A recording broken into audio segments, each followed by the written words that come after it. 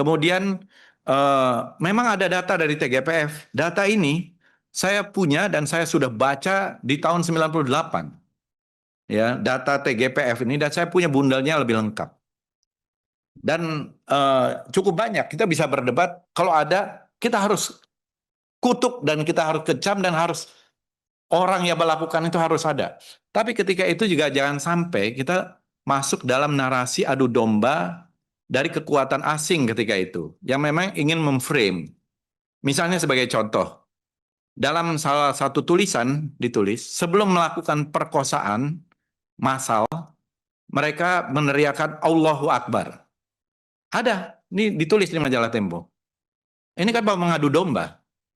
Begitu juga mereka yang melakukan perkosaan massal itu berambut cepat. Arahnya ke militer. Kita tidak ingin ini menjadi narasi adu domba dan kita kemudian mengenyamnya tanpa ketelitian gitu. Pendokumentasian yang kokoh. Itu masalahnya. Tapi kita harus akui bahwa jelas itu ada perkosaan dan itu terus terjadi juga.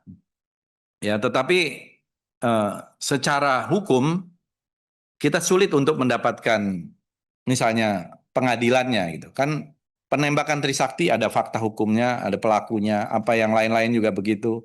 Semuanya ada. Nah, ini yang kemudian menjadi final. Jadi kita tidak ingin narasi ketika apalagi waktu itu juga dimuat di berbagai situs seolah-olah perkosaan massal, tapi foto-fotonya itu adalah foto-foto di Hong Kong, di Jepang, dan dari situs-situs. Di sini bisa dibaca. Ini masih tahun 98. Pertama kali Tempo ini kan dulu di Bredel. Baru 98 terbit kembali. Nah, di sini ada. Jadi kemudian ada juga di Far Eastern Economic Review tentang foto-foto yang ketika itu diambil dari situs-situs website. Jadi bukan di Indonesia. Itu ditulis oleh Jeremy Wagstaff.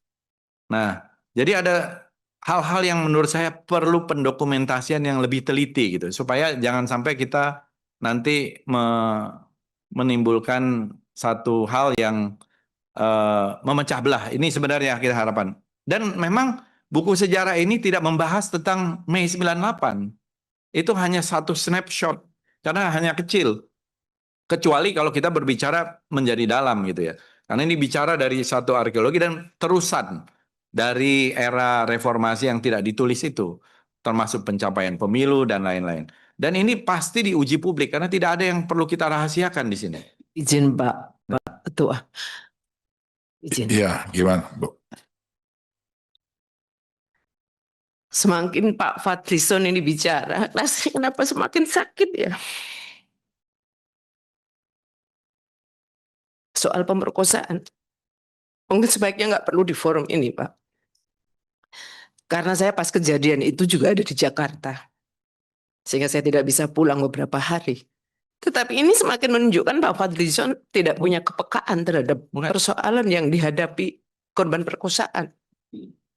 Sehingga menurut saya penjelasan Bapak yang sangat berteori seperti ini, dengan mengatakan Bapak juga aktivis pada saat itu juga justru akan semakin membuat luka dalam. Singkat saja Pak. Jadi intinya, memang peristiwa itu terjadi. Persoalan kemudian ada beberapa catatan yang Bapak berikan tadi. Mari. Terjadi Bu, saya Iya. mengakui. Iya, itu Saya yang mengakui. kemudian Bapak seolah-olah mengatakan Bukan, bahwa saya mengakui. Saya dalam penjelasan saya mengakui terjadi Pak peristiwa. Ketua, Pak Ketua. Sebentar Bu, Sedikit, jadi Pak Ketua. sebentar Sedikit, dulu. ya. Jadi tadi Pak Fadlizon sudah menjelaskan bahwa beliau sebenarnya mengakui perkosaan itu ada, Iya. tetapi ada diksi massal itu yang Ya, beliau informatoris tanyakan. Pak Ketua soal diksi masal ini Pak Ketua. Bukan. Kalau boleh. Ya makanya ini dijelaskan dulu sebentar Ya. Bu. Ibu, Ini sudah dijelaskan, kita boleh interupsi sebentar informatoris. ya Ya, singkat Bu ya. siap Pak.